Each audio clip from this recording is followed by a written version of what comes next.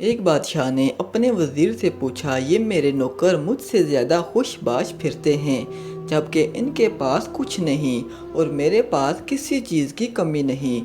وزیر نے کہا، بادشاہ سلامت، اپنے کسی خادم پر قانون نمبر 99 کا استعمال کر کے دیکھیے۔ بادشاہ نے پوچھا، اچھا، یہ قانون نمبر 99 کیا ہوتا ہے؟ وزیر نے کہا، بادشاہ سلامت، ایک سوراخی میں 99 درہم ڈال کر سوراخی پر لکھیے، اس میں تمہارے لیے 100 درہم ہدیہ ہے۔ رات کو کسی خادم کے گھر کے دروازے کے سامنے رکھ کر دروازہ کھٹکھٹا کر ادھر ادھر چھپ جائیں اور تماشا دیکھ لیجیے۔ بادشاہ نے یہ تجربہ کرنے کا فیصلہ کیا اور جیسے وزیر نے سمجھایا تھا ویسے ہی کیا۔ سوراخی رکھنے کے بعد دروازہ کھٹکھٹایا اور چھپ کر تماشا دیکھنا شروع کر دیا۔ دستک سن کر اندر سے خادم نکلا، سوراخی اٹھائی اور گھر چلا گیا۔ درہم گنے تو 99 نکلے جبکہ سوراخی پر لکھا 100 درہم تھا۔ خادم نے سوچا، یقیناً ایک درہم کہیں باہر گرا ہوگا۔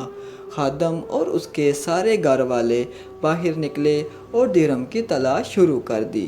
ان کی ساری رات اسی تلاش میں گزر گئی۔ خادم کا غصہ اور بے چینی دیکھنے لائق تھی۔ اس نے اپنی بیوی بچوں کو سخت سس بھی کہا کیونکہ وہ درہم تلاش کرنے میں ناکام رہے تھے۔ کچھ رات صبر اور باقی کی رات بک بک اور جک جک میں گزری۔ دوسرے دن یہ ملازم محل میں کام کرنے کے لیے گیا تو اس کا مزاج مکدر، آنکھوں سے جگراتے، کام سے جھنجھلاہٹ، شکل پر افسردگی عیاں تھی۔ بادشاہ سمجھ چکا تھا کہ 99 کا قانون کیا ہوا کرتا ہے۔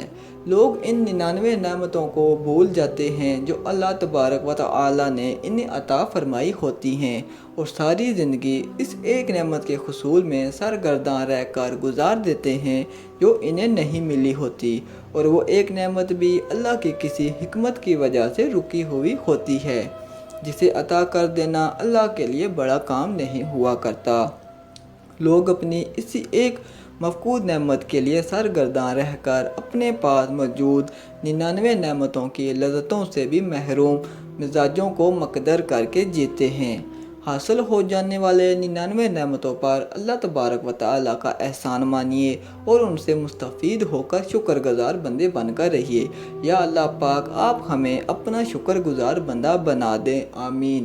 آخر میں ایک بات عرض کرتا چلوں کہ اگر کبھی کوئی ویڈیو، کال، واقعہ، سچی کہانی یا تحریر وغیرہ اچھی لگا کرے تو تھوڑی سی زحمت فرما کر اپنے دوستوں سے بھی شیئر کر لیا کیجیے۔ یقین کیجیے کہ اس میں آپ کا بمشکل ایک لمحہ صرف ہوگا، لیکن ہو سکتا ہے اس ایک لمحہ کی اٹھائی ہوئی تکلیف سے آپ کی شیئر کردہ تحریر ہزاروں لوگوں کے لیے سبق آموز ثابت ہو سکتی ہیں۔ شکریہ۔